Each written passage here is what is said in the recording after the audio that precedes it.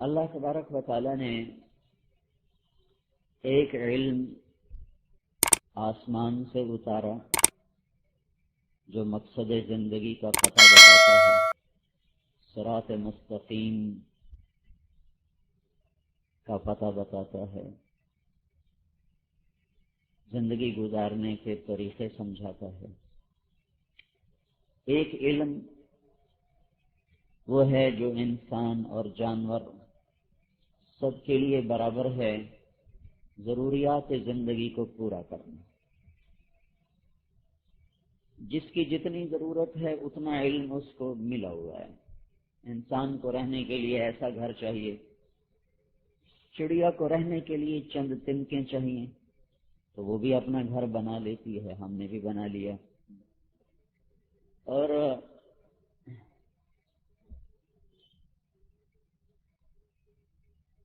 انسان کو پہننے کے لیے کپڑا چاہیے، اور ان پرندوں کو، جانوروں کو اللہ تعالیٰ نے خود ہی کپڑے پہنا دیے، وہ ان کے کپڑے خراب ہی نہیں ہوتے۔ ہمارا کپڑا تو ہر دوسرے دن بدلنا پڑتا ہے، ان کے کپڑے خراب ہی نہیں ہوتے، بس جو ایک دفعہ پہنا بس وہی پہنا ہوا ہے۔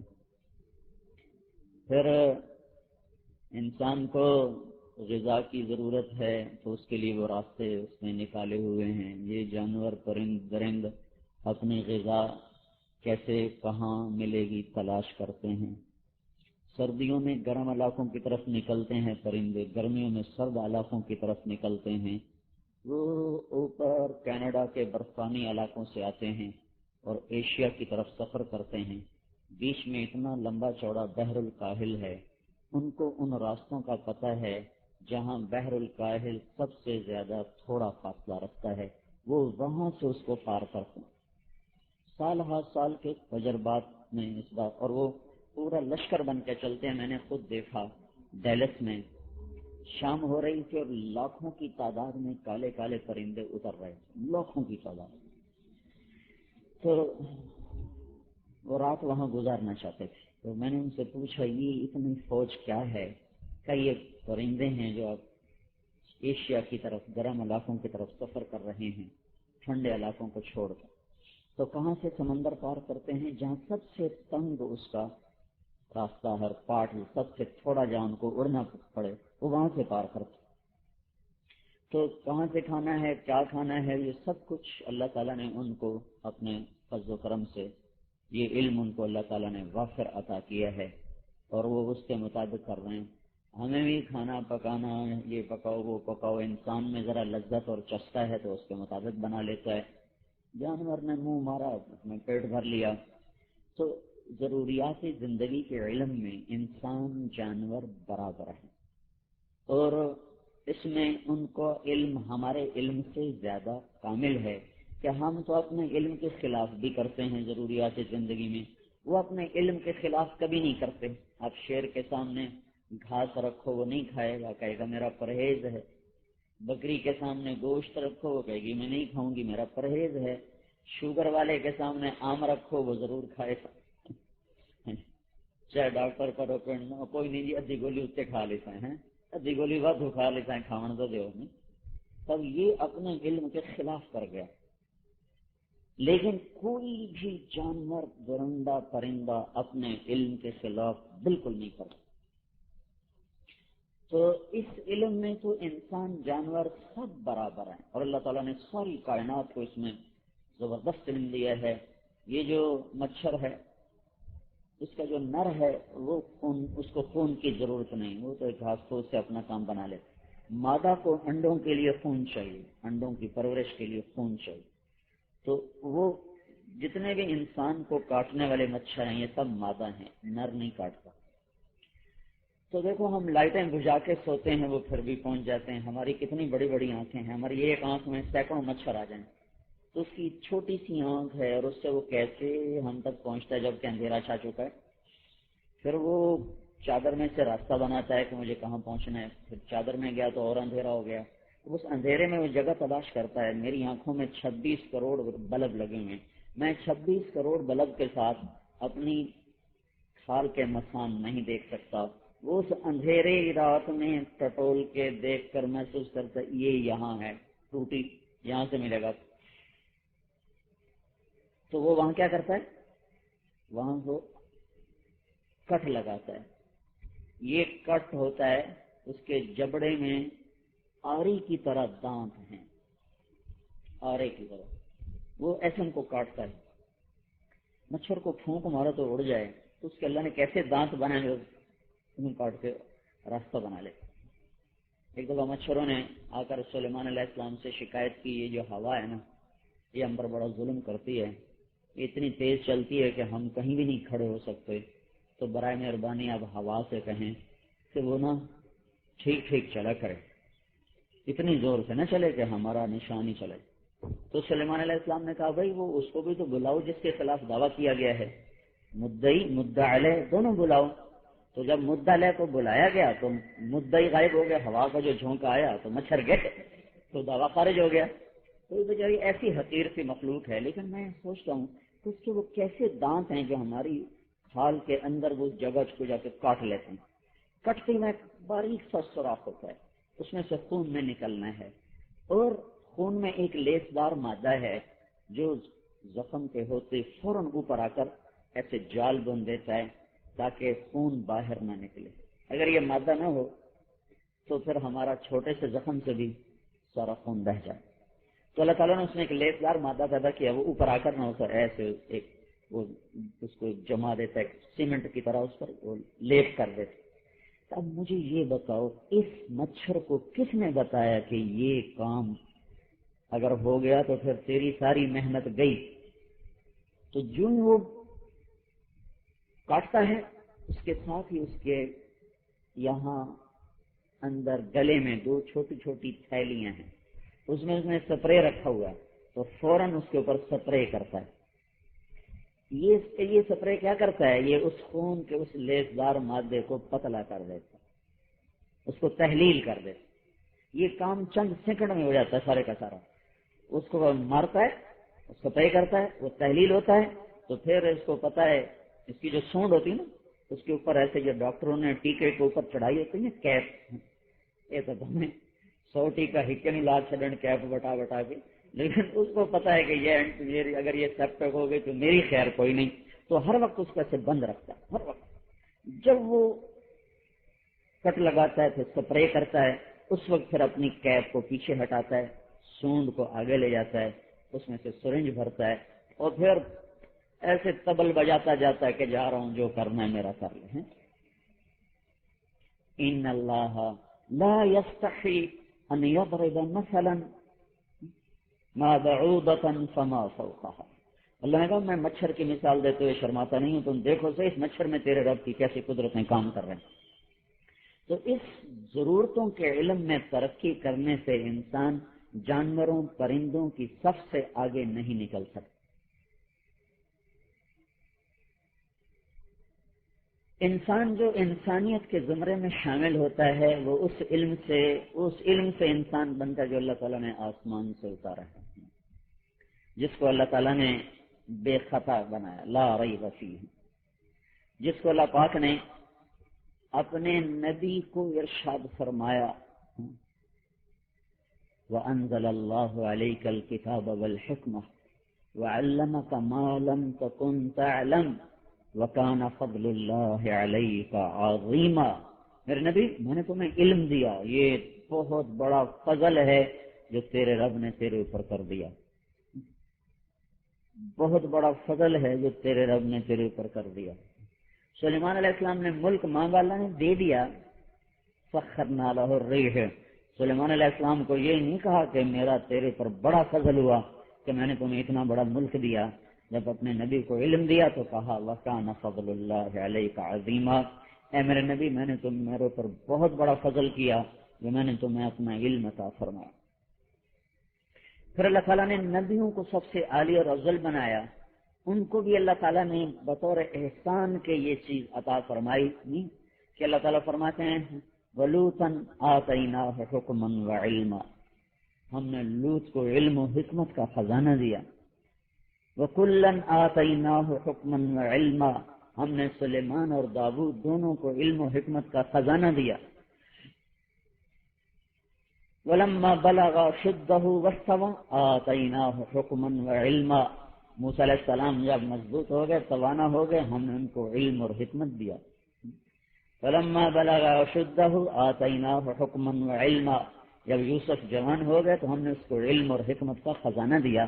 ایک ایک نبی کے بارے میں دیکھو اللہ کیسے بطور احسان کے فرما رہا ہے کہ ہم نے تمہیں علم دیا، ہم نے تمہیں علم دیا، ہم نے تم پر علم کو اتارا. پھر یرفع اللہ الذین آمنوا منکم والذین اوتوا العلم درجات، کہ علم والوں کے اللہ درجے بلند کرے گا. پھر اللہ کا شہید اللہ انہ لا الہ الا ہو، یہ دنیا کا سب سے بڑا دعویٰ ہے کہ لا الہ الا اللہ، یہ دنیا کا سب سے بڑا دعویٰ ہے لا الہ الا اللہ. اور اس کے خلاف سب سے زیادہ دلائل قائم کیے گئے شیطانی طاقتوں کی طرف سے، اور وکیل بھی اور موکل بھی اور لمبے چوڑے نظام بھی اس دعوے کو توڑنے کے لیے. تو اللہ نے اس دعوے کی سچائی کے لیے 3 گواہ پیش کیے.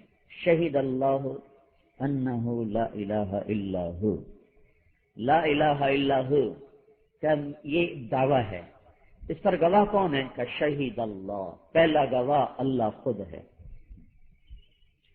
دوسرے کون ہیں؟ والملائکہ، فرشتے بھی گواہی دے رہے ہیں کہ اللہ ایک ہے. تیسرے کون ہیں؟ آدم علیہ السلام کی نسل جو شروع ہوئی اور قیامت تک شروع رہے گی، قیامت تک آتی رہے گی، اور پتہ نہیں کتنے اربوں خربوں آئے اور مر گئے. ان تمام میں اللہ تعالیٰ نے ہر زمانے میں ہر علاقے میں سے کن لوگوں کو اس مقدمے میں گواہی کے طور پر طلب کیا؟ وہ ہیں اولو العلم. شہید اللہ انہ لا الہ الا ہو. ساری دنیا کے انسانوں دعویٰ سنو لا الہ الا اللہ. گواہ کون ہے؟ اللہ. دوسرا گواہ کون ہے؟ فرشتے. تیسرے گواہ کون ہے؟ اولو العلم. اولو العلم، علم والے گواہ ہیں کہ اللہ ایک ہے. علم والے گواہ ہیں کہ اللہ کے سوا کوئی معبود نہیں ہے. جس کیس میں اللہ گواہ بن کے آ رہا ہو، اس میں جب کسی اور کو گواہ کے طور پر لایا جائے گا تو چھوٹا آدمی تو نہیں ہوگا نا. تو اللہ نے اپنی گواہی کے لیے بادشاہوں کو طلب نہیں کیا، وزیروں کو طلب نہیں کیا، تاجروں کو طلب نہیں کیا، ذمہ داروں کو طلب نہیں کیا، سائنسدانوں کو طلب نہیں کیا. اللہ تعالیٰ نے اپنی وحدانیت کی گواہی میں، اپنی وحدانیت کے ثبوت میں اللہ تعالیٰ نے اپنی گواہی پیش کی، فرشتوں کی گواہی کو پیش کیا اور علم والوں کی گواہی کو پیش کیا. اور گواہ وہ ہوتا ہے جو سچا ہو، وہ گواہ بن سکتا ہے. پہلے ایک محکمہ ہوتا تھا جس کا کام ہوتا تھا تزکیۃ الشہود. جب کوئی عدالت میں گواہ لگتے تھے تو اس محکمے کے لوگ بتاتے جی یہ گواہ صحیح آدمی ہے تو اس کی گواہی بھگتائی جاتی تھی. اگر وہ کہتے یہ صحیح آدمی نہیں ہے تو اس کی گواہی رد کر دی جاتی تھی. اب چونکہ یہ محکمہ کوئی نہیں تو اس کا بدل قسم اٹھوائی جاتی. بھائی تو قسم اٹھا کہ جو کہوں گا میں سچ کہوں گا. اب ان کو بھاری کوئی نہیں قسم اٹھانے کا، چاہے کوئی ایسے کوئی 1,00,000 قسمیں اٹھوا لے کو، چونکہ اللہ کو نہیں جانتے. تو اللہ تبارک و تعالیٰ نے جب ان کو گواہی کے طور پر پیش کیا تو ساتھ ہی یہ بات بھی ثابت ہو گئی کہ اللہ تعالیٰ نے ان کا تزکیہ بھی کر دیا کہ گواہی وہی دے سکتا ہے جو عادل ہو، جو سچا ہو، جو کھرا ہو. تو گویا اللہ تعالیٰ علم والوں کی گواہی کے ساتھ ان کی سچائی کو بھی بیان کر رہا ہے، ان کی امانت کو بھی بیان کر رہا ہے، ان کے صدق کو بھی بیان کر رہا ہے. پھر اللہ تبارک و تعالیٰ نے اس گواہی میں اپنا ذاتی نام استعمال کیا، صفاتی نام استعمال نہیں کیا، اور اپنے نام کے ساتھ اللہ تعالیٰ نے علم والوں کے نام کو جوڑا. یہ شہید جب یہ آیت اتری تھی، اس آیت کے ساتھ 12,000 فرشتے آئے تھے.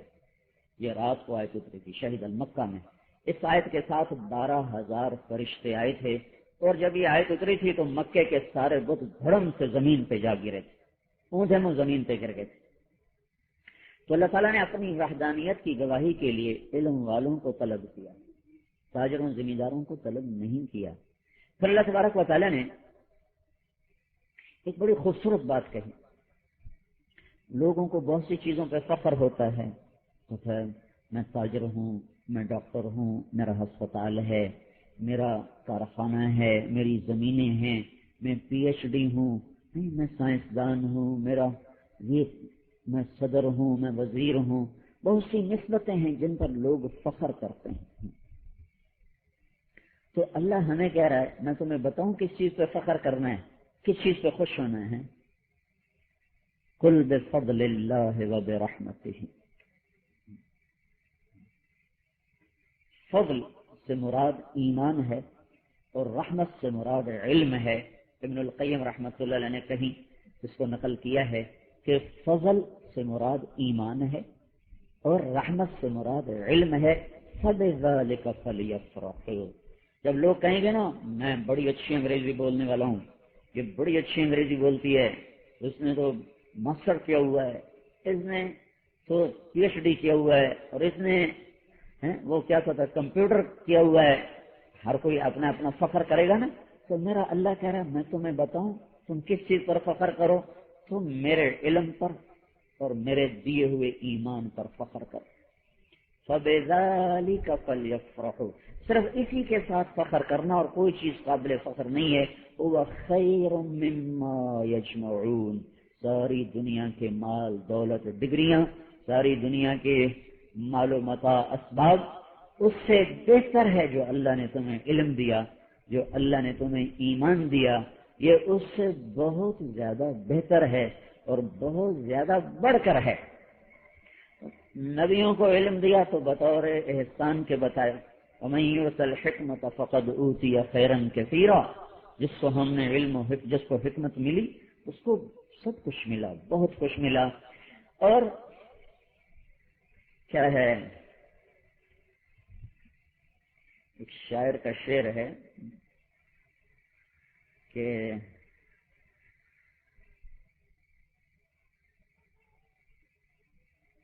یاد نہیں آ رہا، سَتَعْلَمُهُ إِذَا طَٰهَ قَرَأْتَ، اس کا آخری مصرع یہ ہے سَتَعْلَمُهُ وَبَيْنَهُمَا، کیا ہے،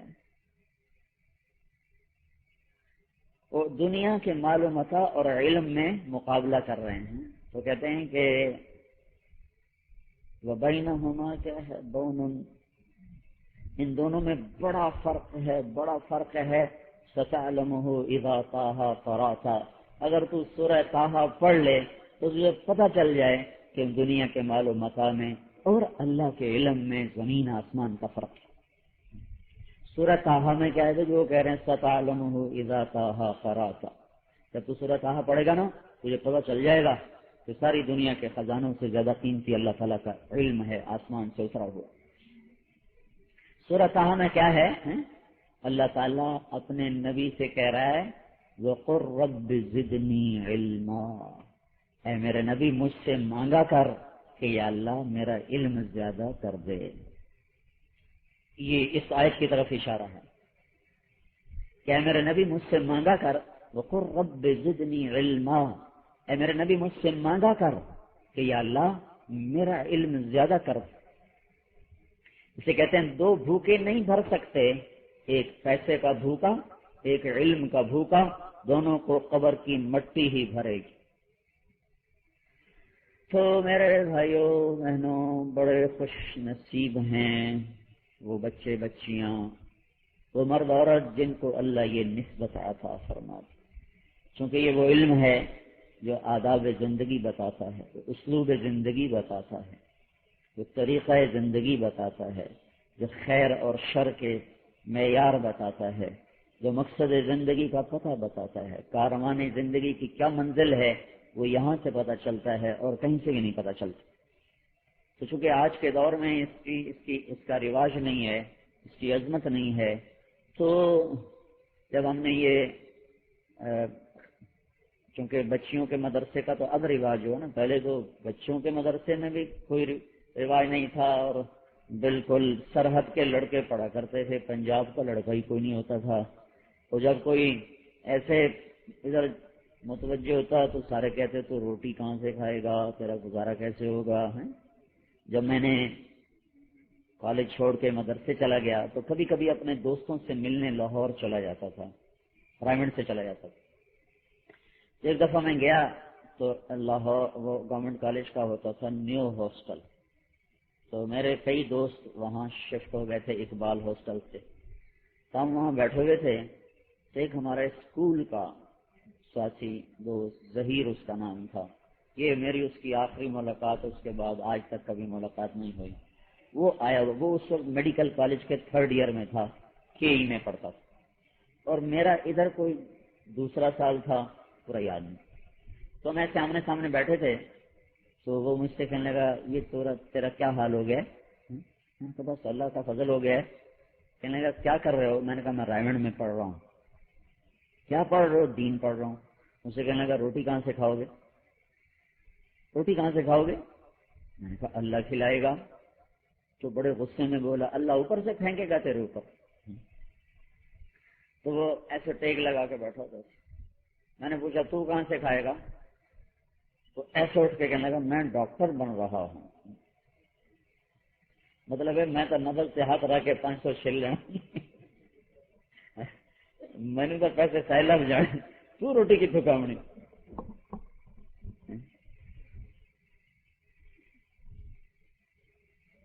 تو یہ ایک تاثر تھا کہ جو مدرسوں میں جائیں گے ان کے مستقبل کا کیا بنے۔ تو اللہ نے فضل فرمایا فضا بنتے بنتے بنتے بنتے کبھی کچھ سوچ بھی نہیں سکتا تھا کہ بنات کے مدارس ہوں گے، اس میں بچیاں اللہ کا علم پڑھیں گی۔ تو اللہ تعالیٰ نے پھر اس چیز کو وجود بخشا۔ تو شروع میں یہ اشکال کہ ابھی ان لڑکیوں کو پوچھے گا کون، اور ان کو انگریزی نہیں آئے گی تو ان کا کیا بنے گا۔ آج کے ماحول میں انگریزی نہ آتی ہو تو کوئی رشتے نہیں پوچھتا اور کوئی حال نہیں پوچھتا۔ یہ ایک تاثر پھیلا ہوا ہے نا، کیونکہ 100 سال انگریز کی غلامی نے ہمیں غلامی کے تاثر سے نکالا نہیں ابھی تک۔ تو اللہ تعالیٰ کا فضل و احسان ہوا، سارے پاکستان میں اس طرح مدارس کا جال بچھ گیا۔ ہم پر اللہ نے یہ کرم کیا کہ ہم نے ایک حقیر سی کوشش کی کہ ان اپنے مدرسے میں پڑھنے والی بچیوں کو ہم عربی زبان سکھائیں، عربی میں ان کو سبق دیا جائے، عربی ان سے بلوائی جائے۔ ہم اچھے اسکولوں میں پڑھا، پھر اچھے کالج میں پڑھا تو ہمیں مجبور کیا جاتا تھا انگلش بولو، انگلش لکھو۔ تو ایک ذوق بن گیا تھا اس زمانے میں انگریزی زبان کا۔ میں 2-3 سال اتنی مشکل میں رہا، جب میں عربی بولنے کا شوق ہوا، رائمنڈ میں داخل ہوا تو میں عربی بولنے لگتا تو زبان پہ انگریزی شروع ہو جاتی۔ تو 1-2 سال میں یہ مشکل میں پھنسا رہا۔ تو پھر جب اللہ تعالیٰ نے فضل فرمایا کہ ہمیں اللہ نے اس طرح مدارس کا ایک نظام دیا تو پھر مجھے یہ شوق ہوا کہ ہم لڑکوں کو بھی عربی زبان میں، لڑکیوں کو بھی عربی زبان میں، اللہ کا کلام عربی میں، حدیث عربی میں، رسول عربی، جنت والوں کی زبان عربی، اللہ خود بولتا ہے تو عربی زبان میں بولتا ہے۔ تو ہم اپنے بچے اور بچیوں میں یہ ذوق بیدار کریں اور ان کے اندر خود اعتمادی پیدا کریں۔ جیسے انگریزی بولنے والے لڑکے لڑکیاں بڑے اعتماد کے ساتھ ہوتے ہیں کہ ہمیں بہت کچھ آتا ہے، حالانکہ ان کو تو کچھ بھی نہیں آتا۔ جسے مقصد زندگی کا نہیں پتا اسے کیا پتا۔ یہ تو ساری ٹیکنیکل لائنیں ہیں، یہ علم کی لائنیں تو ہیں نہیں، یہ تو ساری ٹیکنیکل لائنیں ہیں۔ تو ہماری یہ کوشش رہی کہ ہم ان لڑکوں میں لڑکیوں میں خود اعتمادی پیدا کریں کہ تم جو کچھ پڑھ رہے ہو بہت عظیم چیز ہے اور سارا عالم اس کے سامنے ہیچ ہے، اس کی ساری دنیا کی اس کے مقابلے میں ایک ذرے کے برابر قیمت نہیں۔ تو اللہ تعالیٰ نے فضل فرمایا، مختلف پریشانیوں سے نکلتے ہوئے اللہ پاک کا احسان ہوا، اچھی معلمات مل گئیں، اچھے معلم مل گئے، محنت کرنے والے، صرف وقت پورا کرنے والے نہیں بلکہ واقعتاً اپنا کام سمجھ کے جان کھپانے والے مل گئے۔ انہوں نے کوشش کی، جہد کی۔ تو یہ ہماری ایک حقیر سی کوشش کے بعد ایک چھوٹا سا نقشہ اللہ نے ہمیں وہ عطا کیا کہ چند بچیاں ہمارے مدرسے سے اب اس آج کے دن فارغ ہو رہی ہیں۔ یہ فراغت نظام کے لحاظ سے ہے نہ کہ کام کے لحاظ سے۔ مرتے دم تک آدمی سیکھتا ہے، مرتے دم تک آدمی پڑھتا ہے، مرتے دم تک اس کی طلب بڑھتی رہتی ہے۔ جب موسیٰ علیہ السلام گئے تھے نا خضر علیہ السلام سے سیکھنے کے لیے، تو یہ وہ زمانہ ہے جب تورات اتر چکی تھی۔ تورات پہلی آسمانی کتاب ہے جو اللہ تعالیٰ نے اتاری، صاحب تورات ہو کر پھر وہ سیکھنے۔ تو سیکھنے کا زمانہ تو موت تک ہے۔ امام احمد بن حنبل رحمۃ اللہ علیہ وہ ایک دفعہ قلم دوات اور کاغذ ایسے بھاگ رہے تھے تو ایک آدمی نے پکڑ لیا، کہا حضرت کب تک بھاگتے رہو گے ایسے؟ وہ کوئی محدث آئے تھے تو ان سے سننے جا رہے تھے، حالانکہ خود وہ اپنے وقت کے امام بن چکے تھے۔ تو انہوں نے پوچھا حضرت یہ کب تک ایسے بھاگتے رہو گے؟ تو انہوں نے فرمایا موت تک بھاگتے ہی رہوں گے، موت تک بھاگتے ہی رہوں گے۔ تو موت تک آدمی سیکھتا رہتا ہے، سیکھتا رہتا ہے۔ امام ابو یوسف رحمۃ اللہ علیہ آخری لمحات تھے، ایک آدمی ان کا حال پوچھنے آیا، سکرات کا حال ہے، اور ایک آدمی پوچھنے کے لیے آیا حال، تو اس سے بات شروع کر دی، کیوں بھائی رمی کرنا پیدل افضل ہے کہ سواری پہ افضل ہے؟ رمی جو کرتے ہیں نا 3 شیطانوں، تو اس نے کہا جی پیدل افضل ہے۔ تو کہنے لگے نہیں۔ اس نے کہا پھر سواری پہ افضل ہے؟ کہا نہیں۔ کہا پھر کیا ہے؟ تو فرمایا جس رمی کے بعد رمی ہو اسے پیدل کرنا افضل ہے، جس کے بعد رمی کوئی نہ ہو اسے سواری پہ کرنا افضل ہے۔ یہ کہہ کر جان نکل گئی۔ امام ابو زرع رحمۃ اللہ علیہ کا انتقال ہو رہا تھا، غشی تاریخ، ان کے ساتھ محمد بن سلمہ، ابو حاتم اور منذر بن شازان اور کئی لوگ محدثین بیٹھے ہوئے، اور امام ابو زرع فرمایا کرتے تھے مجھے 1 لاکھ حدیث اس طرح یاد ہے جیسے تمہیں قل ہو واللہ یاد ہے۔ تو ان کو خیال آیا کہ ابھی ان کو تو انتقال ہو رہا ہے کہ ان کو کلمہ پڑھایا جائے، کلمے کی تلقین ہوتی ہے، قریب بیٹھ کر لا الہ الا اللہ کہتے ہیں۔ تو انہوں نے بڑا عجیب طریقہ اختیار کیا۔ ابو حاتم نے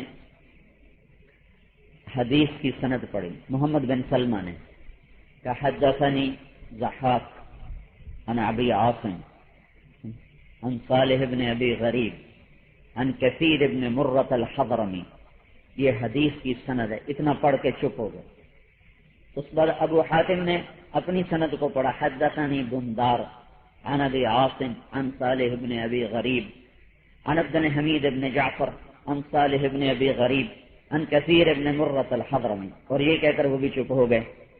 یہ دونوں کی آواز کان میں تو جا رہی تھی، لاشعور میں جا رہی تھی، تو اسی غشی میں ان کی زبان چالو ہو گئی، اور وہ انہوں نے کہنا شروع کیا حدثنی ابو عاصم عن عبد الحمید ابن جعفر عن صالح ابن ابی غریب عن کثیر ابن مرۃ الحضرمی۔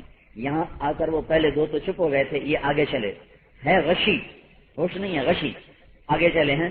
عن معاذ ابن جبل رضی اللہ تعالی عنہ قال قال رسول اللہ صلی اللہ علیہ وسلم من کان آخر کلامہ لا الہ الا اللہ دخل الجنہ۔ یہ کہا اور جان نکل گئی۔ او قال حرمہ اللہ علی النار۔ یہ حدیث کو پورا پڑھا، اب کلمہ بھی پڑھا، حدیث بھی پڑھی، اور انتقال بھی ہوا، دونوں چیزیں جمع ہو گئیں، تو مرتے دم کیا آخری سانس تک کوئی فارغ نہیں۔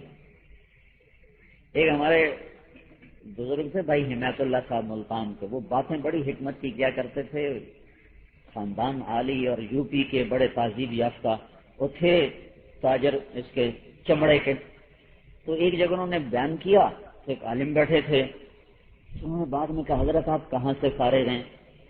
کہنے لگا میں نے سوچا جب اللہ نے میرا بھرم بنایا ہے تو میں کیوں اپنا بھانڈا کھولوں کہ میں جاہل ہوں۔ میں نے کہا بیٹا نہ تو فارغ نہ میں فارغ، موت تک کوئی فارغ نہیں۔ اس نے کہا کیا حکمت کی بات کی آپ نے۔ تو یہ جو فراغت ہے یہ تو ایک نظام سے فراغت ہے، نہ کہ علم سے فراغت۔ یہ نظام کی فراغت ہے، علم کی نہیں۔ ایک نظام میں بچیاں چلی 4 سال 4.5 5، اور وہ ایک نظام ختم ہوا۔ ہمیں اللہ سے امید ہے کہ ان بچیوں میں علم کا ذوق بھی پیدا ہو چکا ہے، استعداد بھی پیدا ہو چکی ہے، یہ عالمہ بنی نہیں ہے، یہ علم کی استعداد پیدا ہوئی ہے۔ جیسے بیج کو جب موسم کی رعایت کر کے اور زمین کو نرما کر ڈال دیا جائے تو اس کو فصل نہیں کہتے، اس کو پودا نہیں کہتے۔ ہاں اب اگر اس کی رعایت کرتے رہیں گے تو یہ پھٹ کر پھیل کر پھلدار درخت بن جائے گا، لیکن اس کو کہنا کہ یہ باغ ہے یہ نہیں۔ 4-5 سال میں ہم نے ان کو کہا کہ بھائی پوری ہم نے عالمہ کی سند دے دی، اور امام مستغفری رحمت اللہ علیہ مصر گئے، وہاں ایک محدث تھے جو ایک حدیث بیان کرتے تھے، یہ کنز العمال کی 6 جلد میں یہ حدیث موجود۔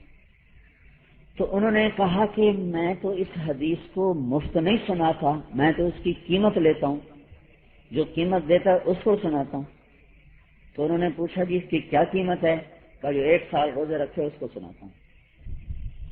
تو مستغفری رحمت اللہ علیہ نے یہ نہیں کہا اچھا استاد جی میری موٹر افطاری کا بندوبست کرو تو میں تھا بستر بھی دیو روٹی بھی دیو تو میرے روزے گن دے آؤ۔ کہا اچھا جی بہت اچھا۔ مصر میں رہے، گھر واپس نہیں گئے، 1 سال روزے رکھے، 1 سال میں 1 حدیث کو حاصل کیا، 1 سال میں 1 حدیث کو حاصل کیا۔ تو لہذا علم کی تو کوئی انتہا نہیں۔ محمد بن اسحاق نیشاپوری 20 برس کی عمر میں نکلے علم کی طلب میں اور 65 برس کی عمر میں گھر واپس آئے، 45 سال پھرتے رہے، مصر میں رہے، گھر واپس نہیں گئے، 1 سال روزے رکھے، 1 سال میں 1 حدیث کو حاصل کیا، 1 سال میں 1 حدیث کو حاصل کیا۔ تو لہذا علم کی تو کوئی انتہا نہیں۔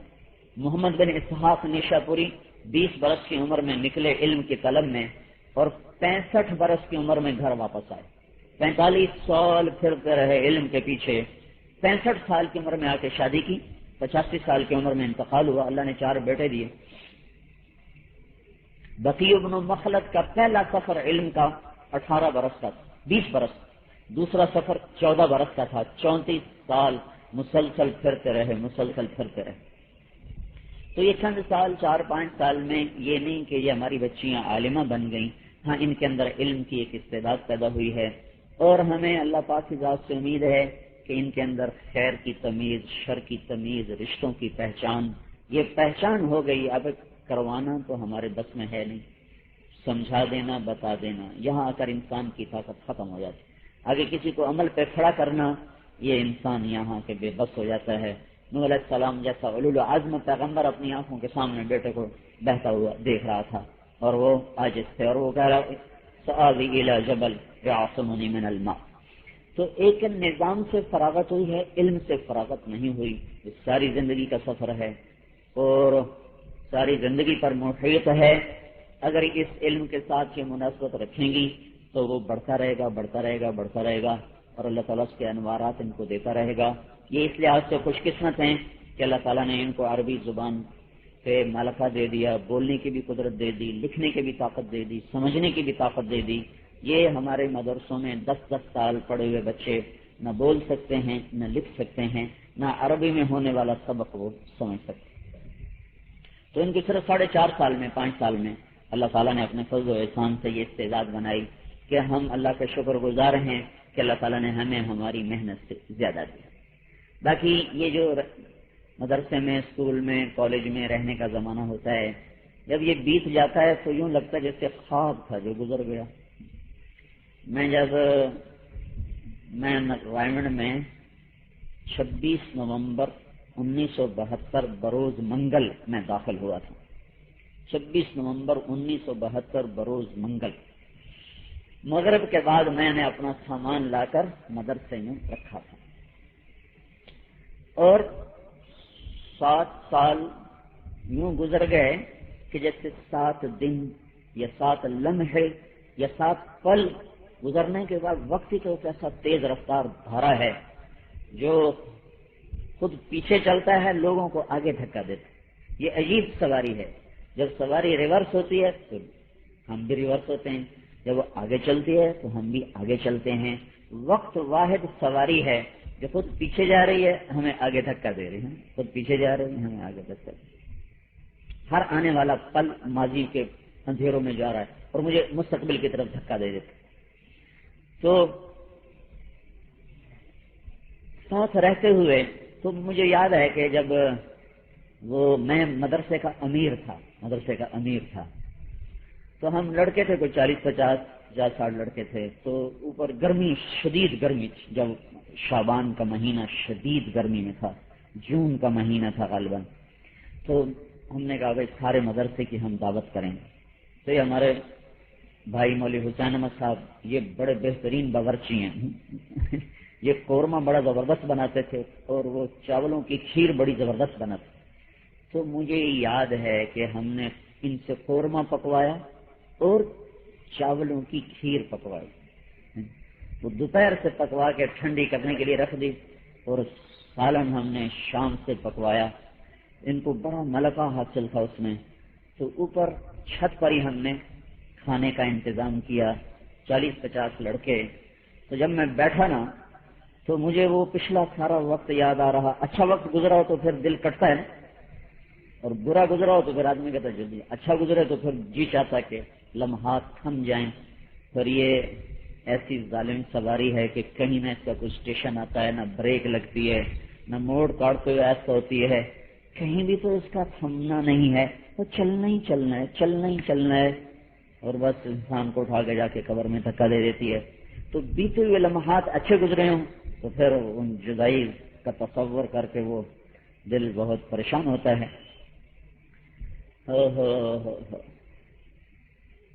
ہم اہل قفس ہیں تنہا ہی نہیں، ہر روز نسیم صبح وطن یادوں سے معطر آتی ہے، اشکوں سے منور جاتی ہے۔ میں آج وہ یاد کر کے غمگین ہو رہا ہوں، حالانکہ اس کو گزرے ہوئے بھی اب 30 سال ہو گئے، 28 سال ہو گئے۔ تو میں نے بیٹھتے ہی نا جو جملہ میں نے کہا تھا، آگے میں نے کیا کہا وہ تو مجھے یاد نہیں، لیکن مجھے پہلا جملہ آج بھی یاد ہے کہ وہ ایک ایسے بے ساختہ منہ سے نکلا اور ایسے جذبات سے اس وقت۔ تو میں نے یہ کہا تھا کہ میرے بھائیوں، ایک کشتی کے مسافر گھاٹ پہ اترنے کے بعد، اور ایک آنگن میں مل کر کھیلنے والی سہیلیاں شادی کے بعد، اور ایک مدرسے کے ساتھی مدرسے سے نکلنے کے بعد، پھر شاذ و نادر ہی زندگی کے کسی موڑ پہ اکٹھے ہوتے ہیں، شکلیں بھول جاتی ہیں، وہ شکلیں یاد نہیں رہتی۔ میں مرید کے گیا تو ایک کافی ایجڈ سب بیماری ہے اس کو، ورنہ میرا ہم عمر تھا، مجھ سے چھوٹا ہی تھا، مجھ سے کہنے لگا میں آپ کے ساتھ پڑھا ہوں سینٹو ماڈل اسکول۔ میں نے کہا مجھے تو یاد نہیں آ رہا، خیر آپ 2 نمبر کمرے میں ہوتے تھے اور گلابلی ہوتا تھا اور وہ ہوتا تھا اور وہ ہوتا تھا اور آپ یہ کرتے تھے وہ کرتے تھے۔ میں نے کہا یار نشانیاں تو ساری بتا رہا ہے لیکن مجھے تو یاد نہیں آ رہا تو کون ہے۔ کہا جی ہم تو مسکین سے لڑکے ہوتے تھے، ہمیں آپ ہمیں کہاں، آپ لوگوں کا بڑا ٹور ٹپا تھا، ذمہ داروں کے بیٹے، ہمارا پورا ایک گینگ تھا بنا ہوا۔ تو کہا ہم تو مسکین سے ہوتے تھے، ہم کہاں آپ کو نظر میں آتے ہوں گے۔ تو خیر میں اس کو ایسے دیکھتا رہا اور اپنے ماضی کے دریچے کھولتا رہا۔ کتنے قفل میں نے توڑے پر اس کی شبیہ برآمد نہ ہو سکی۔ سارا دن گزر گیا اور میرے اندر ایک ایسے نا گراری چل رہی کہ جب یہ میرا ساتھی تھا تو مجھے یاد کیوں نہیں آ رہا۔ تو رات کو جا کر نا ایک دم ایک پرانا دروازہ کھلا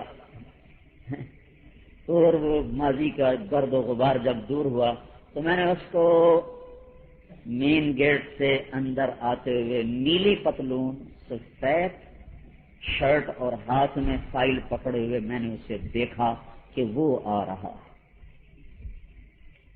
تو پھر اگلے دن جب وہ آئے تو میں نے کہا میں نے اب تمہیں پہچان لیا ہے۔ تو جو وقت اچھا گزرا ہوتا ہے نا وہ بھولتا ہی نہیں، کٹ جاتا ہے۔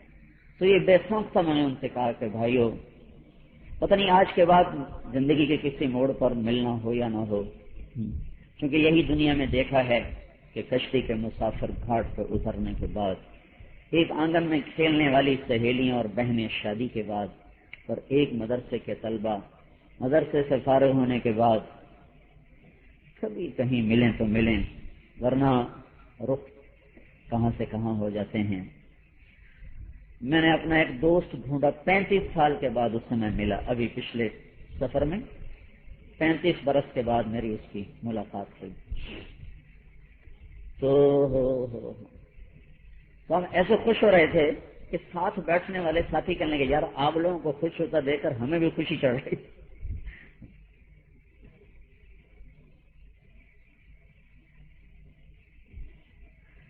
تو وہ وقت ایسا اگر محبت سے گزرا نا تو وہ ایسے دل میں اتر جاتا ہے۔ میرے 2 دوست مجھے ملے ہی نہیں، 2 دوست ایسے تھے سینٹو ماڈل اسکول میں، جو زیادہ قریب ہوتے ہیں وہ یاد رہ جاتے ہیں۔ میں کہوں یا اللہ وہ کہاں چلے گئے، وہ کہاں چلے گئے۔ ایک دفعہ میں اللہ تعالیٰ ہر سال لے جاتا ہے حرم، تو میں نے حرم کے سامنے کھڑے میں نے کہا یا اللہ اگر وہ زندہ ہیں تو میری ملاقات کرا، اگر مر گئے ہیں تو ان کو جنت دے دے۔ جب میں واپس آیا تو میرا فرسٹ کزن کا ایک بیٹا ہے، وہ بہترین گھوڑ سوار ہے، اتنا سا ہے، لیکن جب وہ گھوڑ سواری کرتا ہے تو بڑے بڑے شاہ سوار اس کو کھڑے ہو کر دیکھتے ہیں، وہ نیزہ بازی کرتا ہے۔ تو وہاں ہمارے گاؤں میں نا وہ میرے کزن نے وہ نیزے بازی کا مقابلہ رکھا، تو وہاں ایبٹآباد سے کچھ لوگ آئے، وہاں کے ذمہ دار، وہ نیزہ بازی میں شرکت کریں۔ انہوں نے جب اس بچے کی نیزہ بازی دیکھی تو ان کو بڑی پسند آئی، انہوں نے کہا یار تو ہمارے پاس آنا۔ تو وہ ان کی کوئی شادی تھی، اس نے بلایا تو وہ چلا گیا، ساتھ اپنے باپ کو بھی لے گیا۔ وہاں جب وہ بیٹھے تو ایک آدمی آ کر سامنے بیٹھا، وہ آپس میں بات چیت کرنے لگے، کہتا یار میں نے آپ کو کہیں دیکھا ہے، یہ میرا فرسٹ کزن بھی میرے ساتھ پڑھتا تھا سنٹ ماڈل اسکول، کہتا میں نے بھی تمہیں کہیں دیکھا ہے، کہا تمہارا کیا نام ہے؟ کہا میرا نام ہارون ہے۔ کہا تمہارا کیا نام ہے؟ کہا میرا نام مظہر ہے۔ کہا یار ادھر ایک طارق جمیل ہوتا تھا، کہا وہ میرا بھائی ہے۔ کہا اچھا یار، اس کو ملے ہوئے زمانہ ہی گزر گیا، تو یہ میرا ایڈریس ہے، یہ میرا فون نمبر ہے، اسے بتانا۔ میں جب آیا حج سے واپس کہنے لگا طارق میاں تیرا ایک دوست لب ہے، میں کہا کون کہ ہارون؟ میں کہا بھائی میری حج کی دعا قبول ہو گئی۔ تو پھر میں نے اسے فون کیا، ہماری جماعت پنڈی پہنچی، تو وہ آگے کسی گاؤں میں رہتا تھا، میں جتنی دفعہ ایبٹآباد حویلیاں گیا میں اس کا پتہ پوچھتا، لیکن وہاں کسی گاؤں میں تھا۔ تو جب وہ آیا نا تو یہ وہ ہمارے کمرے کا انچارج ہوتا تھا، ہمارا کمرہ جو تھا 2 نمبر کمرے کا انچارج، تو یہ بہت شرارتی تھا، ہم بھی شرارتی تھے۔ تو ایک دفعہ نا یہ رات کو سویا ہوا تھا، جلدی سو گیا، تو یہ منہ کھول کے سوتا تھا۔ تو میں گیا کچن میں، وہاں سے بڑا چمچ مرچوں کا اٹھا کے لایا اور سارا اس کے منہ میں ڈال دیا۔ یوں جو کیا تو جو مرچیں اس کے اندر گئیں تو اٹھا کھو کھو کھو کرتا، گالیاں دے دے دے اور بھاگا۔ ساری رات وہ جاگتا رہا، ہم ہنستے رہے۔ میں نے اسے کہا ہارون یاد ہے نا تیرے منہ میں مرچاں سٹی ہیں؟ آج تک یاد ہے، کڑوا۔ خدمت کریں، ماں باپ کی دعا لیں۔ میں نے اس دفعہ ایک ایسا عجیب واقعہ سنا کہ زندگی بھر ایسا نہیں نہ دیکھا نہ سنا۔ ہماری جماعت گئی میلسی، وہاں بڑے ذمہ دار ہیں، ان کا بیٹا مجھ سے کہنے لگا کہ میری آج تک کوئی دعا رد نہیں ہوئی، حالانکہ وہ نماز بھی کوئی پڑھتا ہے کوئی چھوڑ دیتا ہے، کہنے لگا میری آج تک کوئی دعا رد نہیں ہوئی۔ میں نے کہا وہ کیا اس کا تمہارے پاس منتر کیا ہے؟ ان کا میں روزانہ اپنے ماں باپ کو دباتا ہوں جب وہ لیٹتے ہیں، پھر ان کے پاؤں کی طرف بیٹھ کر ان کے پاؤں دباتا ہوں، پھر ان کو چومتا ہوں، پھر اپنے منہ پہ ملتا ہوں ان کے پاؤں، اور جب مجھے کوئی مشکل پیش آئے تو ان کے قدموں میں بیٹھ کر ان کے پاؤں چوم کر اپنے منہ پہ مل کر پھر میں ہاتھ اٹھاتا ہوں۔ آج تک میری کوئی دعا رد نہیں ہوئی۔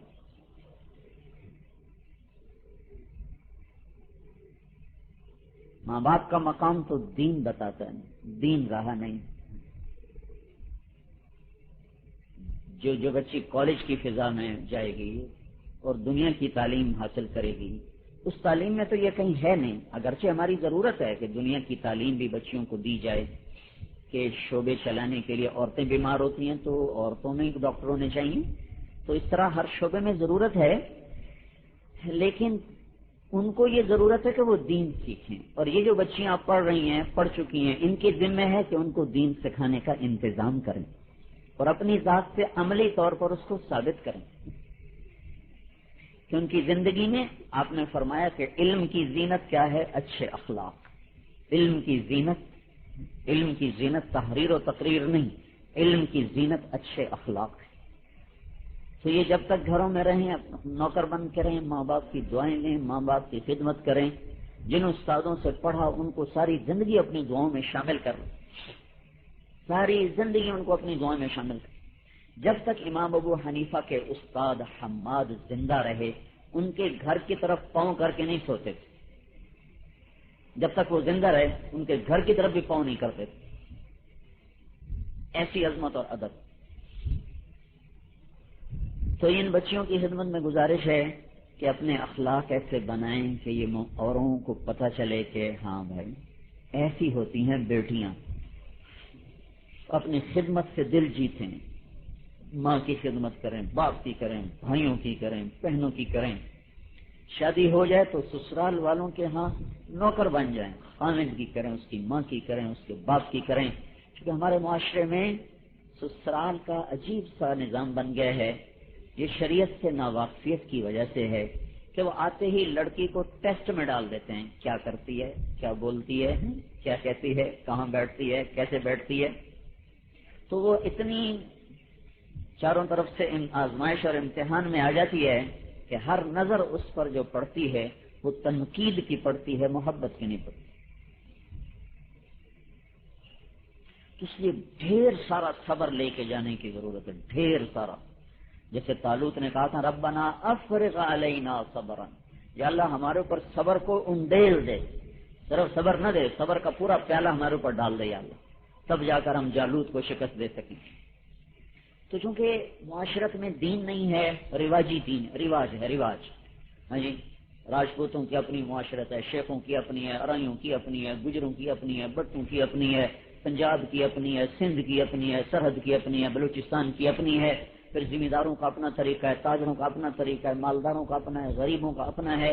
ہر ایک اپنے اپنے طریقوں میں الجھا ہوا ہے. میرا اللہ مجھ سے کیا چاہتا ہے، معاشرت کے لحاظ سے یہ سیکھتے ہیں. تو بچیوں کے لیے بڑا ضروری ہے کہ ہونٹ بند کر کے زندگی گزارنا سیکھیں، تو پھر اللہ تعالیٰ آہستہ آہستہ عزت بٹھائے گا.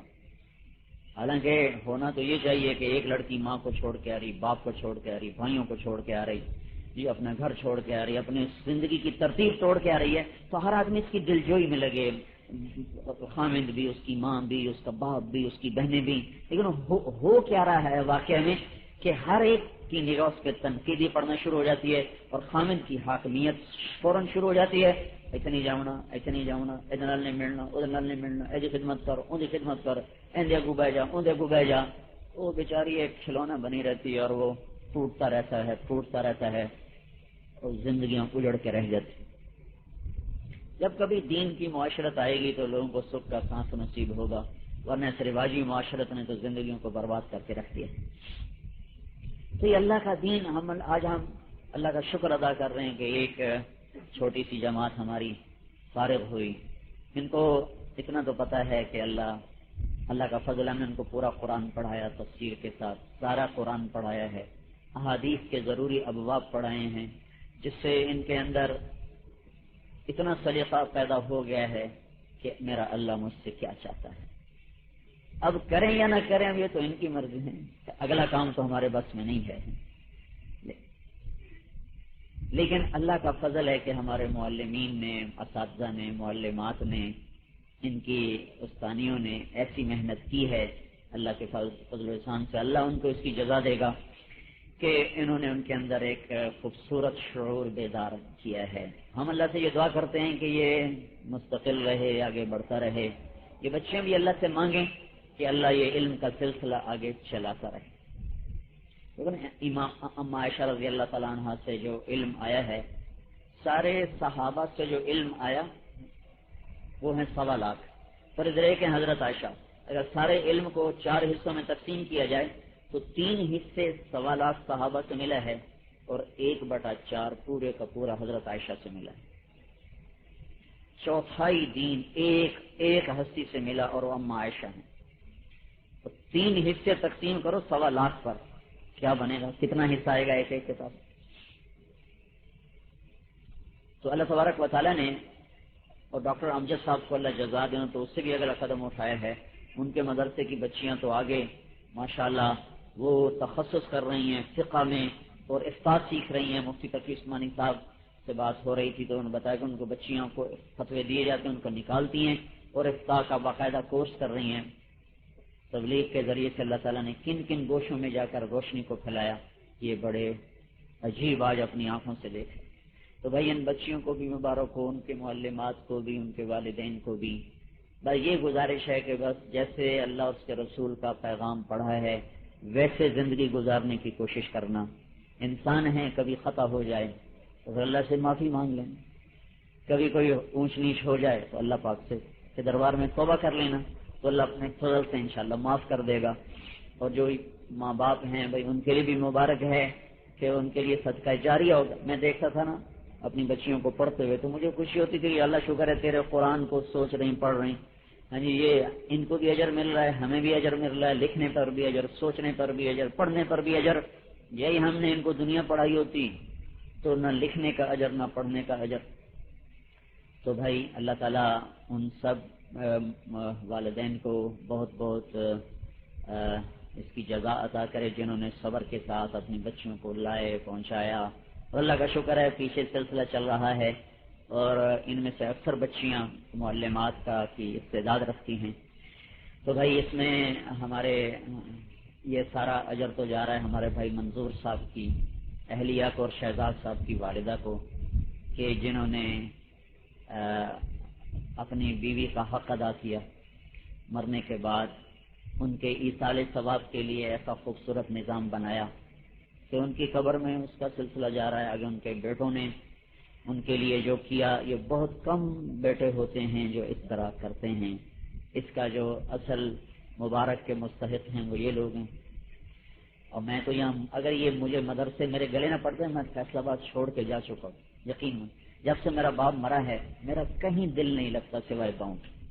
لاہور میں گھر بن رہا ہے، میں نے اپنے بھائی سے کہا میں کوئی نہیں آؤنا میاں باہیں ویچ چاہ سے باہیں رکھ، میرا دل نہ میرا فیصلہ آباد میں جی لگتا ہے نہ لاہور میں۔ اللہ کے راستے کے بعد میرا جی چاہتا ہے میں اپنے گاؤں میں جا کے رہ جاؤں۔ جب سے باپ فوت ہوا، جب والدہ کا انتقال ہوا تو اس کے بعد شدت کے ساتھ میرے اندر یہ بات ابھرتی رہتی ہے کہ جتنی بھی زندگی کے اب شامیں یا صبحیں ہیں، اللہ کے راستے کے علاوہ جو وقت ہے وہ میرا اپنے گھر میں گزرے، اپنے گاؤں میں گزرے۔ تو یہ چونکہ مسافر خانہ ہے دنیا، اور میں اللہ سے مانگتا رہتا ہوں کہ یا اللہ تو وہاں گزروا جہاں آخرت زیادہ بنے، وہاں گزروا جہاں آخرت زیادہ بنے۔ جب چھوڑنا ہی اصل ہے تو پھر کیا؟ تو یہاں کیا اور وہاں کیا، چھوڑ جانا۔ تو پھر میں کہتا ہوں یا اللہ جہاں زیادہ سے زیادہ تو راضی ہو اور زیادہ سے زیادہ آخرت بنے، تیرے دین کو نفع ہو، وہاں وقت گزروا دے، چاہے وہ طبیعت کے خلاف ہو چاہے طبیعت سے وہ موافق ہو۔ تو یہ مدرسے نا زبردستی میرے گلے پڑ گئے۔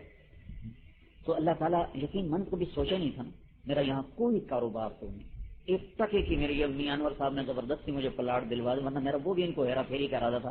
میں نے ان کو 25,000 دے دیا تھا، میں نے لینا کوئی نہیں تھا، میں کہا چلو جاندی کرو میں کوئی نہیں لینا۔ تو مجھے بعد میں پتہ چلا انہوں نے اپنی طرف سے پیسے بھر بھرا کے، میں کہا بھائی ہوں تو پھنس گئے، ہوں تو دینا پڑ گیا، اگر یہ پیسے نہ بھرتے تو میں نے پلاٹ بھی نہیں لینا۔ تو انہوں نے زبردستی کی اور ایک کنال کا ٹوٹا فیصلہ آباد میں میرے نام کا ہے، باقی میری یہاں کوئی رغبت نہیں، کوئی کاروبار نہیں، کوئی دلچسپی نہیں۔ یہ مدرسے اللہ نے مجھے دے دیے، یہ میرا ایک بڑا زبردست کاروبار بن گیا۔ تو اب اللہ کا میں شکر ادا کرتا ہوں کہ بھائی وہ سکھ نو دھکا لگ گیا تو چھوڑ چاہ لے آئی، میں سکھ والا کملا پہنچتا نہیں کہتا مینو کہیں دھکا دیتا ہے، یہ گل تو میں کوئی نہیں کی، میں ٹھیک ہے ایسا ہی کیتا ہے، لیکن گل ساری وہ سکھ والی ہے۔ تو میں اللہ کا شکر ادا کرتا ہوں جس نے دھکا دے دیا اور یہ زبردستی اتنے خیر کی شکلوں میں اللہ تعالیٰ نے مصروف کر دیا۔ میں خیال بھی کبھی نہیں آیا تھا کس طرح بنات کے مدرسے اور بچوں کے مدرسے اور اس میں عربی کا ماحول اور اس کا عرب اساتذہ مل جائیں گے، ایسے اچھے مدرس مل جائیں گے، یہ بس اوپر سے اس کا غیبی نظام ہے۔ آپ اس نے کر کے ٹھپا ہمارے نام کا لگا دیا، کیا کرایا سارا اسی نے ہے، صرف ٹھپا ہمارا لگا ہوا اور کچھ بھی نہیں، سب کچھ۔ تو بس یہ ایک دلچسپی ہے کہ بھئی اللہ تعالیٰ نے ایک سلسلہ خیر کا چلایا ہوا ہے، اللہ کرے یہ چلتا رہے۔ تو یہ بھائی شہزاد کو ان کے والد کو اللہ تعالیٰ جزا دے، انہوں نے میرے پیچھے پڑھ کے اس کو آپ سنبھالو، اس کو آپ سنبھالو، اس کو آپ سنبھالو۔ میں سوچوں میں اتنا سفری آدمی، ہر وقت سفر سفر سفر، میں اپنا گھر نہیں سنبھال سکا، میں مدرسے کہاں سنبھالوں؟ لیکن اگر انہوں نے بار بار اصرار کیا تو میں کہ شاید اللہ پاک اپنے فضل سے کوئی خیر چاہ رہا ہے۔ تو اس لیے بھائی یہ سارے معلمین بھی، والدین بھی، بچیاں بھی، اور یہ بھائی شہزاد ان کے والد، بھائی شہزاد کے بھائی ایک مرحوم جو انتقال کر گئے، انہوں نے ان کے لیے بھی وہاں ایک عمارت بنوائی۔ تو یہ سارے اللہ تعالیٰ ان کو اس کی بہتر جزا عطا فرمائے گا، وہی چیز کام آئے گی جو آدمی اپنی آخرت کے لیے یہاں بنا کے جائے گا، باقی تو سارا آدمی اوروں کے لیے چھوڑ کے مر جاتا ہے۔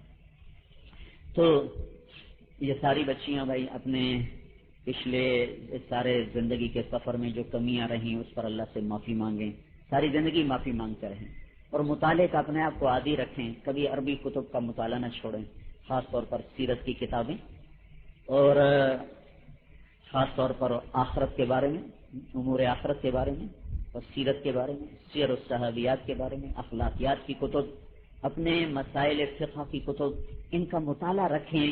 کبھی اس مطالعے کو ترک نہ کریں. آگے کسی کے مقدر میں پڑھانا ہے یا نہیں تو اللہ ہی جانتا ہے، لیکن اپنے گھر کی زندگی میں کتابیں ہوں، جب موقع ملے بیٹھ کے ان کو پڑھا جائے تاکہ وہ یاد تازہ ہوتی رہے. میرے مقدر میں پڑھانا نہیں لکھا تھا نا، سفری مقدر میں تھا، تو میں آپ کو یقین، میں کبھی کبھی نا اپنی کتابوں کو بیٹھ کر دیکھتا ہوں اور ایسے روتا ہوں جیسے بچے روتے ہیں، بچوں کی طرح. ایک دفعہ تو میں اتنا رویا میری ہچکیاں لگے کہ یا اللہ، میں نے تو بڑے شوق سے پڑھا تھا کہ بھائی ہم بھی بیٹھیں گے تیرے علم کے لیے، لیکن تو نے مجھے یا اللہ جس جگہ لگایا میں اس جگہ راضی ہوں، خوش ہوں، مجھے اس پر ارمان نہیں. ہاں میرا شوق تو اپنی جگہ پر ہے، شوق اپنی جگہ پر ہے، لیکن وقت کی ندا اور وقت کی پکار اور وقت کا تقاضا وہ اپنی جگہ پر ہے. تو میں اللہ کا شکر ادا کرتا ہوں کہ اس نے مجھے آج جو جس چیز کی ضرورت تھی اس میں لگایا. تو نصیب میں نہیں تھا کتابیں، تو میں سفر میں بھی کتاب ساتھ رکھتا ہوں، گھر میں بھی رکھتا ہوں، ایک نہ ایک حرف پڑھنے کی کوشش کرتا ہوں، کوئی نہ کوئی حرف میری نظر سے گزر جائے میں اس کی کوشش کرتا ہوں. اب اسفار اور لوگوں کی ملاقاتوں نے میری انفرادی زندگی کو درم برہم کر دیا، لیکن اس کے باوجود میں کوشش کرتا ہوں کہ کوئی نہ کوئی چیز نظروں سے گزرتی رہے. تو ان بچیوں سے بھی عرض کرتا ہوں کہ پتہ نہیں کس کے مقدر میں پڑھانا ہے، کس کے مقدر میں نہیں ہے، لیکن اتنا ضرور کرنا کہ ان کتب کو اپنی زندگی کا ساتھی بنانا اور ان سے استفادہ کرتے رہنا، ذاتی طور پر ان کا مطالعہ جاری رکھنا. تو اللہ پاک تمہاری اس نعمت کو تر و تازہ رکھے گا اور اس میں ہمیشہ تازگی رہے گی. اور باقی بھائی سارے مدرسین بھی اللہ کا شکر بھی ادا کریں، معلمات بھی، اور استغفار بھی کریں کہ جیسے ہم نے ان بچیوں پر محنت کرنی تھی وہ ہم سے نہ ہو سکی، جیسے کرنی چاہیے تھی وہ نہ ہو سکی. تو بچیاں بھی استغفار کریں کہ جیسے پڑھنا چاہیے تھا ویسے نہ ہو سکا. اللہ سے یہ مانگیں کہ اللہ تعالیٰ ذریعہ بنا دے. اور اللہ تعالیٰ پہلے اثر رابعہ بھی تو ایک خاتون ہی تھی نا، کیسے اب جب امام حسن بصری اس وقت تک واضح شروع کرتے تھے جب تک رابعہ بصری اس میں آ کے بیٹھ نہیں جاتی. عورتیں بھی آتی تھی نا سننے کے لیے الگ پردے میں، تو فرمایا کرتے تھے میری سمجھنے والا بھی تو کوئی ہو. تو ان کو مردوں میں کوئی سمجھنے والا نظر نہیں آتا تھا، وہ رابعہ کا انتظار کرتے تھے کہ وہ آ جائے پھر شروع کریں. اور حالانکہ عورت ہونے کے ناطے ان میں ایک خوبی کوئی نہیں، وہ خاندان کی غلام ہے، غلامی تو بڑا عیب ہے، اور نسل کے لحاظ سے وہ کالی ہیں اور کالا ہونا عورت کا بڑا عیب ہے، اور شادی کے لحاظ سے وہ بانجھ ہیں، بانجھ عورت سے کون شادی کرے. اور مال ہر عیب کو چھپا دیتا ہے، پیسہ ہو تو ہر عیب چھپ جاتا ہے. فقیر کی غلام کی بیٹی کے پاس پیسہ کہاں سے آئے گا. تو چار بڑے عیب، غلام ہیں، کالا رنگ ہے، بانجھ ہیں، اولاد کے قابل نہیں ہے، پیسہ بھی کوئی نہیں ہے. لیکن میں 1300 سال کے بعد بھی ان کا تذکرہ کر رہا ہوں، آپ کو سنا رابعہ ایسی اور رابعہ ایسی. ان کا رات کو انتقال ہوا تو اپنی خادمہ سے کہنے لگی بس مجھے اسی میں کفن دے دینا، یہ جو میں تہجد میں جو کپڑا پہنتی تھی اسی میں کفن دے دینا. پڑوس کے چند آدمیوں کو بلا کے مجھے دبا دو، صبح لوگوں کو بتانا، کسی کو اعلان نہ کرنا. تو ان کا انتقال ہوا تو انہوں نے جلدی سے آس پاس کے لوگوں کو بلا کے دفن کر دیا. اگلے دن خواب میں اپنی خادمہ کو ملی اور کہا تیرا بڑا بڑا شکریہ، تو نے میری وصیت پر عمل کیا. انہوں نے سب پوشاک پہنی ہوئی تھی. تو انہوں نے پوچھا آپ کی وہ آبا کہاں گئی، وہ جو آپ جس میں کفن دیا تھا. تو وہ اللہ نے اتار دی اور یہ پہنا دیا، اور وہ اللہ نے سنبھال کے رکھ لی ہے. جب قیامت کے دن میری نیکیاں تولی جائیں گی تو اس کو بھی اس میں رکھ کے تولا جائے. کہنے لگے آپ کے ساتھ قبر میں کیا ہوا. کب منکر نکیر آئے تھے، کہنے لگے مر رب کی، تیرا رب کون ہے. تو میں نے کہا سبحان اللہ، 40 سال جس کو نہ بھولی، 4 ہاتھ زمین میں آ کر اس کو بھول جاؤں گی. مجھ سے پوچھنے آ رہے ہو کہ میرا رب کون ہے. تو کہنے لگے اس سے کیا پوچھنا، چلو بھائی واپس چلیں. وہیں سے واپس ہو گئے. اللہ کرے یہ ساری بچیاں رابعہ بصری بن جائیں. بنایا تو اللہ نے تھا نا، تو اللہ ان کو بھی بنا دے. تو بھائی دعا کر لیتے ہیں اللہ پاک ان کا مستقبل اچھا کرے اور کمی کوتاہیاں معاف کرے اور صدقہ جاریہ بنائے.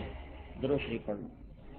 اللهم لك الحمد كما انت اهله وصل على سيدنا ومولانا محمد كما انت اهله وافعل بنا ما أنت أهله إنك أهل التقوى وأهل المغفرة. ربنا آتنا في الدنيا حسنة وفي الآخرة حسنة وقنا عذاب النار. اللهم إنا نسألك علما نافعا ورزقا واسعا وشفاء من كل داء.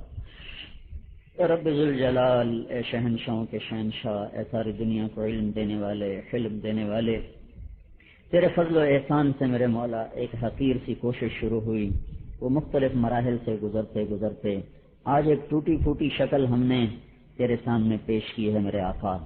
ہم اس قابل کہاں کہ ہم تجھے کہیں کہ اسے قبول فرما. ہمیں پتہ ہے میرے مولا ان سارے سالوں میں، مہینوں میں کوئی ایک دن بھی ایسا نہیں جس پر ہم میرے مولا اعتماد کے ساتھ کہہ سکیں کہ یہ ہم نے بالکل تجھے راضی کرنے کے لیے کیا اور تیرے شایان شان کیا. میرے مالک، ہمارے پاس ایک عمل بھی ایسا نہیں ہے، لیکن تو نے فضل کیا، کرم فرمایا، ہماری کوتاہیوں کو چھپاتا رہا اور ہمارے عیوب کو اوروں سے تو چھپاتا رہا اور تو خیر کی شکلیں اپنے فضل سے وجود میں لاتا رہا. آج ایک حقیر سی کوشش یا اللہ اور اس کا ثمرہ وجود میں آیا ہے میرے مولا. جیسے یوسف علیہ السلام کے بھائیوں نے کہا تھا جئنا ببضاعة مزجاة فأوف لنا الكيل وتصدق علينا ان اللہ یجزی المتصدقین. میرے مولا، ہم بھی یہ ایک مختصر سی پونجی لے کر تیرے در میں حاضر ہوئے ہیں، تیرے دربار میں حاضری دینے کے لیے آئے ہیں میرے مولا.